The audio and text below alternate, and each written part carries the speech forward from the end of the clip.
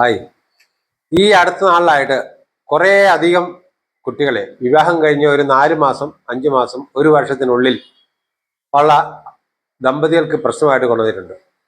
എനിക്ക് തോന്നുന്നത് ഇവരൊക്കെ ഒരു കൗൺസിലിംഗ് നടത്താണ്ട് കല്യാണം കഴിച്ചുകൊണ്ടാണ് ഇങ്ങനെ പ്രശ്നം ഉണ്ടായതാണെന്ന്. വിവാഹത്തിന് മുന്നേ കല്യാണ നിശ്ചയത്തോടു കൂടി നിർബന്ധമായിട്ടും എല്ലാവരും ഒരു കൗൺസിലിംഗ് പോയിരിക്കണം. അവരൊരു കോഴ്സ് ഉണ്ട്, ആ കോഴ്സ് പൂർത്തിയാക്കിയിരിക്കണം.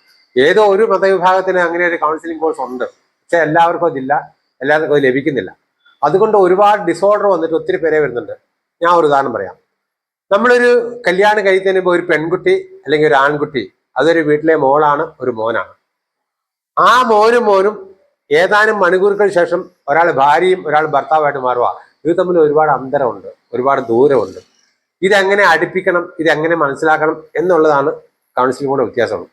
ഈ മോളായിരുന്ന മോള് ഇപ്പുറത്തെ വീട്ടിൽ ചെല്ലുമ്പോൾ അവിടെയുള്ളത് പേരൻസ് അമ്മായിയപ്പൻ അമ്മായിമ്മയാണ്. അവരോട് എങ്ങനെ പെരുമാറണം, അവരുടെ സൈക്കോളജി എങ്ങനെയാണ് ആ വീട്ടിൽ പെരുമാറുന്നത് എന്നതിനെപ്പറ്റി മനസ്സിലാക്കാത്തതാണ് ഈ അകൽച്ച ഉണ്ടാകാൻ കാരണം. അതേപോലെ തന്നെ എൻ്റെ വീട്ടിലെ അവസ്ഥയും ഈ വീട്ടിലെ അവസ്ഥയും തമ്മിൽ വ്യത്യാസം ഉണ്ടാവും. ഇത് തമ്മിൽ പൊരുത്തപ്പെട്ട് നല്ല രീതിയിൽ വരുന്ന ഒരു സംഭവമാണ് ഈ കൗൺസിലിംഗ്. അതുകൊണ്ട് ഞാൻ പറഞ്ഞ നിർബന്ധമായിട്ടും വിവാഹ നിശ്ചയത്തിന് ശേഷം 2 പേരും കൂടി ഇരുന്നിട്ട് ഒരു കൗൺസിലിംഗ് ആവശ്യം.